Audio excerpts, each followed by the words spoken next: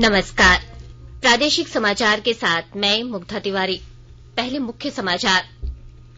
प्रधानमंत्री नरेंद्र मोदी ने कहा है कि देश को ऐसा सतत पर्यावरण विकसित करने पर ध्यान देना चाहिए जो मजबूत अर्थव्यवस्था, अपशिष्ट से धन और हरित विकास को प्रोत्साहित करता हो। राज्य सरकार का फाइलेरिया उन्मूलन अभियान कल से 6 जिलों के 1 करोड़ से अधिक लाभुकों को खिलाई जाएगी फाइलेरिया रोधी दवाओं की खुराक। केंद्रीय शिक्षा राज्य मंत्री अन्नपूर्णा देवी ने कोडरमा के शहरी क्षेत्रों से गुजरने वाले ऐश लदे वाहनों का परिचालन तत्काल रोकने का दिया निर्देश। और न्यूजीलैंड के माउंट मांगानुई में खेले गए महिला क्रिकेट विश्व कप में भारत ने पाकिस्तान को 107 रनों से हराया। और समाचार से पहले एक जरूरी संदेश। श्रोताओं से अपील है कि कोविड से सुरक्षित रहने के लिए कृपया इन 4 सरल उपायों का पालन अवश्य करें। पूर्ण टीकाकरण कराएं, मास्क पहनें, 2 गज की सुरक्षित दूरी बनाए रखें, हाथ और चेहरा साफ रखें। और अब समाचार विस्तार से। प्रधानमंत्री नरेंद्र मोदी ने कहा है कि देश को ऐसा सतत पर्यावरण विकसित करने पर ध्यान देना चाहिए जो मजबूत अर्थव्यवस्था, अपशिष्ट से धन और हरित विकास को प्रोत्साहित करता हो।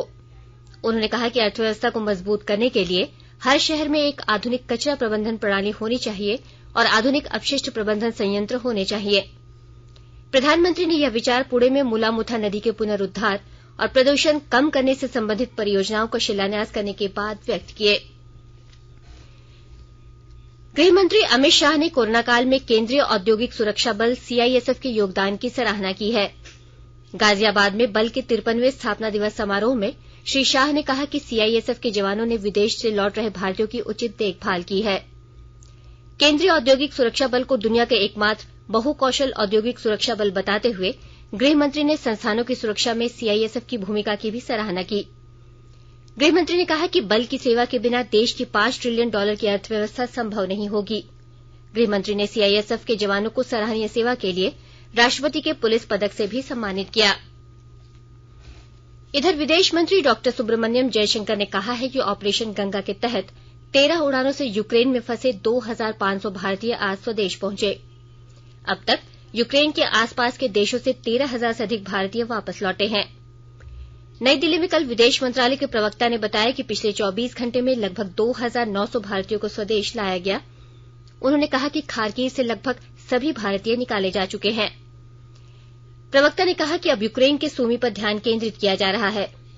यूक्रेन में भारतीय दूतावास ने बताया कि पेसोचिन से सभी भारतीय सुरक्षित निकल चुके हैं। दूतावास ने एक ट्वीट में कहा कि अपने नागरिकों की सुरक्षित वापसी भारत की प्राथमिकता है। संकटग्रस्त यूक्रेन से भारतीयों को लेकर एयर इंडिया का विशेष विमान आज तड़के मुंबई पहुंचा। इस विमान से 182 लोग स्वदेश लौटे हैं। इनमें अधिकतर यूक्रेन में पढ़ने वाले विद्यार्थी हैं। अमृत महोत्सव के तहत आकाशवाणी के साप्ताहिक क्विज में आइए आप भी शामिल हों।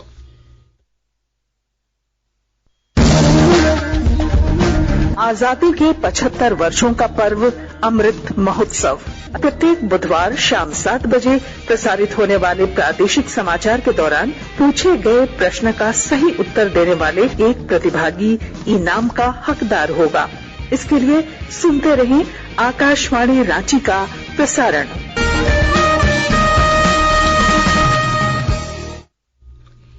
राज्य सरकार की ओर से फाइलेरिया उन्मूलन को लेकर 7 मार्च से 12 मार्च तक मास ड्रग एडमिनिस्ट्रेशन एमडीए कार्यक्रम चलाया जाएगा। यह कार्यक्रम राज्य के 6 जिले साहिबगंज, बोकारो, धनबाद, रामगढ़, गुमला और देवघर में चलेगा। इस दौरान फाइलेरिया के प्रभाव से आम लोगों को बचाने के लिए बड़े स्तर पर जागरूकता अभियान चलाया जाएगा। यह कार्यक्रम कोविड-19 के दिशा निर्देशों के अनुसार शुरू किया जाएगा। इस संबंध में राज्य कार्यक्रम अधिकारी डॉक्टर एसएन झा ने बताया कि राज्य सरकार वर्ष 2030 तक फाइलेरिया रोग के झारखंड से पूर्ण उन्मूलन के लिए प्रतिबद्ध है और इसीलिए योजना अनुरूप एमडीए कार्यक्रम आयोजित किए जा रहे हैं। उन्होंने बताया कि इस दौरान लगभग 1 करोड़ से अधिक लक्षित लाभार्थियों को उम्र के अनुसार फाइलेरिया रोधी दवाओं डीईसी और एल्बेंडाजोल की निर्धारित खुराक प्रशिक्षित स्वास्थ्य कर्मियों द्वारा खिलाई जाएगी। डॉक्टर झा ने बताया कि इन दवाओं का सेवन खाली पेट नहीं करना है। 2 वर्ष से कम उम्र के बच्चों, गर्भवती महिलाओं और अति गंभीर रूप से बीमार व्यक्तियों को छोड़कर सभी लोगों को ये दवाएं खिलाई जानी है। दुमका के इंडोर स्टेडियम में आज कांग्रेस पार्टी का प्रमंडल स्तरीय कार्यकर्ता सम्मेलन का आयोजन किया गया। सम्मेलन में पार्टी संगठन को मजबूत करने के लिए कार्यकर्ताओं के साथ सीधा संवाद किया गया तथा सदस्यता अभियान को और गति प्रदान करने पर बल दिया गया। सम्मेलन में कांग्रेस के झारखंड प्रभारी अविनाश पांडेय ने कहा कि समाज और राजनीति में महिलाओं की भागीदारी कैसे बढ़े और कैसे क्षेत्र का विकास हो, इन सभी विषयों पर कार्यकर्ताओं को मंथन करना होगा और इसके लिए काम करना होगा। उन्होंने सदस्यता अभियान के द्वारा पार्टी के सिद्धांतों से लोगों को अवगत कराने और उन्हें पार्टी से जोड़ने की अपील की।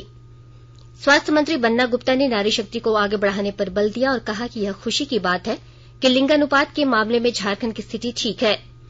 सम्मेलन में कांग्रेसी विधायक और बूथ स्तर के कार्यकर्ताओं ने भाग लिया। आकाशवाणी के ताजातरीन समाचारों के लिए आप हमारी वेबसाइट newsonair.com पर लॉग ऑन कर सकते हैं। ताजा समाचार ट्विटर हैंडल @AIRNewsAlerts और Facebook page all India radio news पर भी उपलब्ध है। आप प्रादेशिक समाचार एकांश के ट्विटर हैंडल @AIRNews_रांची और फेसबुक, इंस्टाग्राम पेज तथा YouTube channel AIR news Ranchi पर भी हमारे बुलेटिन सुन सकते हैं। प्रादेशिक समाचार आप आकाशवाणी रांची से सुन रहे हैं और अब पेश है कोरोना से बचाव के कुछ संदेश।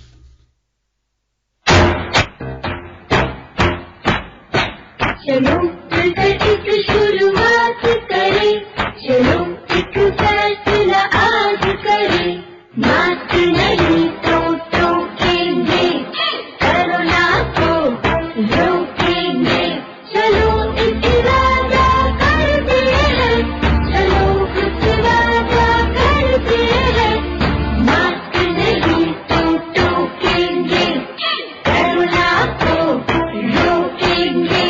भारत सरकार द्वारा जनहित में जारी। कोविड-19 से बचाव और सुरक्षित रहने के 3 उपाय। मास्क लगाएं, 2 गज दूरी है जरूरी, सुरक्षित दूरी रखें, हाथ और मुंह साफ रखें।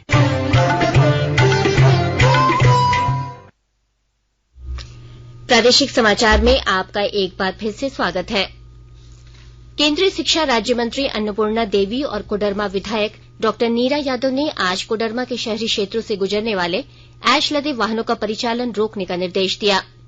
आज सुबह कोडरमा से रांची जा रही केंद्रीय शिक्षा राज्य मंत्री ने सुभाष चौक के पास कई ऐश लदे हाईवा को पकड़ा और उन पर कार्रवाई करने का अधिकारियों को दिशा निर्देश दिया। मंत्री अन्नपूर्णा देवी तकरीबन 40 मिनट तक सुभाष चौक पर रुकी और ऐश लदे वाहनों के परिचालन से लोगों को हो रही परेशानियों को जाना। मंत्री अन्नपूर्णा देवी ने कहा कि ऐश ढोने वाली कंपनी लगातार नियमों की अनदेखी कर वाहनों का परिचालन कर रही है। उन्होंने कहा कि सड़क पर गिरे ऐश के कारण लगातार कोडरमा में सड़क दुर्घटनाएं बढ़ रही हैं। वहीं स्थानीय विधायक डॉक्टर नीरा यादव ने कंपनी के प्रतिनिधि को जमकर फटकार लगाई और कहा कि ऐश लदे वाहनों का परिचालन पूरी तरह से रोक दे, नहीं तो कड़ी कार्रवाई की जाएगी। मौके पर कोडरमा के सदर अनुमंडल पदाधिकारी मनीष कुमार, अंचल अधिकारी अनिल कुमार और परिवहन विभाग के कई अधिकारी और कर्मी मौजूद थे। आम लोगों को चलना मुश्किल हो गया है। प्लांट का जो छाई है, एक तो सड़क बन रहा है, उसके लिए लोगों को परेशानी है, और जो छाई है, छाई ले जाता है, बिल्कुल नॉर्म्स का वो पालन नहीं करता है और जैसे तैसे वो ले जाता है। जहाँ भी रुकता है उसका वो चूटा जाता है और फिर वो एक जगह जमा होता है, दिन भर वो उड़ता रहता है। तो सड़क के किनारे चंदवाड़ा से लेकर नेवा पहाड़ी तक जहाँ तक ये जाता है, लोग परेशान है। और आज इसी को देखते हुए, क्योंकि रात में भी अगर हम देखें, रात में भी कल आ रहे थे तो बिल्कुल रात के समय में लग रहा था जैसे पूरा फॉग है। तो जो स्थिति हो रही है, इसलिए अविडेजी साहब से भी बात हुई है कि नॉर्म्स का पालन कराएं और इसका निश्चित रूप से इसका समाधान होना चाहिए। एक्सीडेंटल जोन बनता जा रहा है। बाइक से लोग चलते हैं, साइकिल से चलते हैं, ऑटो से चलते हैं, कहीं न कहीं उसका प्रभाव भी होता है। उस प्रभाव की वजह से लोग, और ये जो छाई है, आंख में जलन भी होता है, जो बाइक में चलने वाले आंख में लगता है और उसके बाद फिर वैसे लोगों का भी एक्सीडेंट भी हो रहा है। राज्य में भाषा विवाद को लेकर अखिल भारतीय भोजपुरी, मगही, अंगिका और मैथिली मंच की ओर से आयोजित झारखंड बंद का आज आम जनजीवन में मामूली असर देखा गया। राजधानी सहित राज्य के सभी जिलों में यात्री वाहन आम दिनों की तरह चले। बंद सुबह 6 बजे से लेकर शाम 6 बजे तक आयोजित था, लेकिन कड़ी प्रशासनिक व्यवस्था रहने के कारण बंद कराने वाले लोग सड़कों पर नदारद रहे। बंद को देखते हुए राजधानी रांची में 4000 पुलिस बल तैनात किए गए थे।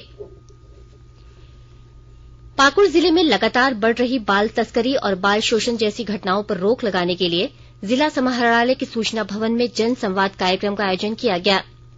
गैर सरकारी संस्था अमन प्रयास द्वारा आयोजित इस जन संवाद कार्यक्रम में बाल व्यापार एवं बाल अपराध के पीड़ित बच्चों को न्याय और अधिकार दिलाने के लिए जागरूकता अभियान चलाने पर जोर दिया गया।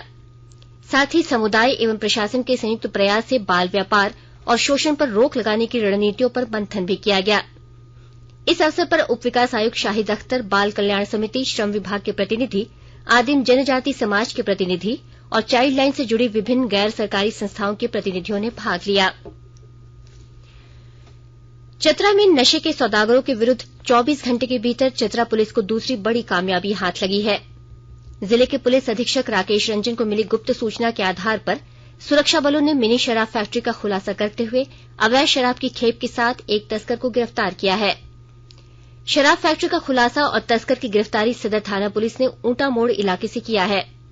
मौके से पुलिस ने 43 पेटी में बंद 500 ml का 1000 से अधिक बोतल, मैकडबल टैग लगा नकली अंग्रेजी शराब, स्प्रिट रखने में प्रयुक्त 5 बड़ा जार, नकली शराब पैक करने के लिए उद्देश्य से जमा 500 पीस बोतल का ढक्कन, 500 ml का 50 पीस खाली बोतल, 400 पीस मैकडबल का स्टिकर सहित अन्य सामान बरामद किया है। पुलिस के अनुसार तस्करों से बरामद नकली शराब को होली के दौरान बिहार और झारखंड में खपत करने की योजना थी। सरायकेला खरसावां जिले में किसानों के आर्थिक स्तर को मजबूत करने के लिए नाबार्ड एवं टाटा स्टील फाउंडेशन की ओर से प्रयास किए जा रहे हैं। और ब्यौरे के साथ हमारे सरायकेला खरसावां संवाददाता। सरायकेला खरसावां जिले में नाबार्ड एवं टाटा स्टील फाउंडेशन के सहयोग से किसानों की आय को दोगुना करने का प्रयास किया जा रहा है। नाबार्ड एवं टाटा स्टील फाउंडेशन द्वारा ग्रामीण क्षेत्रों में किसानों को फलदार वृक्ष लगाने के लिए न सिर्फ मोटिवेट किया जा रहा है, बल्कि उन्हें आगे बढ़ने के लिए हर कदम पर सहयोग भी किया जा रहा है। योजनाओं का निरीक्षण के क्रम में नाबार्ड के चेयरमैन डॉक्टर जी.आर. चिंताला ने कहा कि गम्हरिया प्रखंड के कई गांव में वाड़ी योजना के तहत कई किसानों को लाभान्वित किया जा रहा है। उन्होंने कहा कि सरायकेला खरसावां जिले में 326 एकड़ की जमीन पर यह योजना संचालित किया जा रहा है, जिसमें सैकड़ों किसानों को जोड़ा गया है। गोलक बिहारी, आकाशवाणी समाचार, सरायकेला खरसावां। चतरा जिले के टंडवा थाना क्षेत्र स्थित सिमरिया टंडवा मुख्य मार्ग में मिश्रौल हाई स्कूल के समीप सिमरिया की ओर से आ रहे तेज रफ्तार ट्रैक्टर ने बाइक सवार युवक को अपनी चपेट में ले लिया। इससे बाइक सवार युवक की मौके पर ही मौत हो गई। घटना के बाद आक्रोशित ग्रामीणों और परिजनों ने मुआवजे की मांग को लेकर टंडवा सिमरिया मुख्य मार्ग को शाम तक जाम कर दिया। न्यूजीलैंड के माउंट मांगानुई में महिला क्रिकेट विश्व कप में आज भारत ने पाकिस्तान को 107 रनों से हरा दिया है। भारत की ओर से राजेश्वरी गायकवाड़ ने 4 विकेट, झूलन गोस्वामी और स्नेह राणा ने 2-2 और दीप्ति शर्मा तथा मेघना सिंह ने 1-1 विकेट लिया। इससे पहले भारत ने टॉस जीतकर बल्लेबाजी का फैसला किया। भारत ने निर्धारित 50 ओवर में 7 विकेट पर 244 रन बनाए। पूजा वस्त्राकर ने 59 गेंद पर 67 रन बनाए। उन्हें प्लेयर ऑफ द मैच चुना गया। हॉकी इंडिया ने संभावित इंडिया ए पुरुष और महिला टीमों के लिए 33 खिलाड़ियों की सूची जारी की है। पुरुष हॉकी टीम के कप्तान सरदार सिंह को इंडिया ए पुरुष टीम का और पूर्व हॉकी खिलाड़ी दीपक ठाकुर को इंडिया ए महिला टीम का कोच नामित किया गया है। टोक्यो ओलंपिक में कांस्य पदक विजेता रुपिंदर पाल सिंह और बीरेंद्र लकड़ा तथा एसवी सुनील को संभावित पुरुष टीम के लिए 33 खिलाड़ियों की सूची में रखा गया है। इस सूची से बर्मिंघम कॉमनवेल्थ गेम्स के लिए टीम चुनी जाएगी। बेंगलुरु में भारतीय खेल प्राधिकरण केंद्र में कल से दोनों टीमों का राष्ट्रीय शिविर शुरू होगा। अंत में मुख्य समाचार एक बार फिर। प्रधानमंत्री नरेंद्र मोदी ने कहा है कि देश को ऐसा सतत पर्यावरण विकसित करने पर ध्यान देना चाहिए जो मजबूत अर्थव्यवस्था, अपशिष्ट धन और हरित विकास को प्रोत्साहित करता हो। राज्य सरकार का फाइलेरिया उन्मूलन अभियान कल से 6 जिलों के 1 करोड़ से अधिक लाभुकों को खिलाई जाएगी फाइलेरिया रोधी दवाओं की खुराक। केंद्रीय शिक्षा राज्य मंत्री अन्नपूर्णा देवी ने कोडरमा के शहरी क्षेत्रों से गुजरने वाले ऐश लदे वाहनों का परिचालन तत्काल रोकने का दिया निर्देश। और न्यूजीलैंड के माउंट मांगानुई में खेले गए महिला क्रिकेट विश्व कप में भारत ने पाकिस्तान को 107 रनों से हराया। इसके साथ ही आकाशवाणी रांची से प्रादेशिक समाचार का ये बुलेटिन समाप्त हुआ। नमस्कार।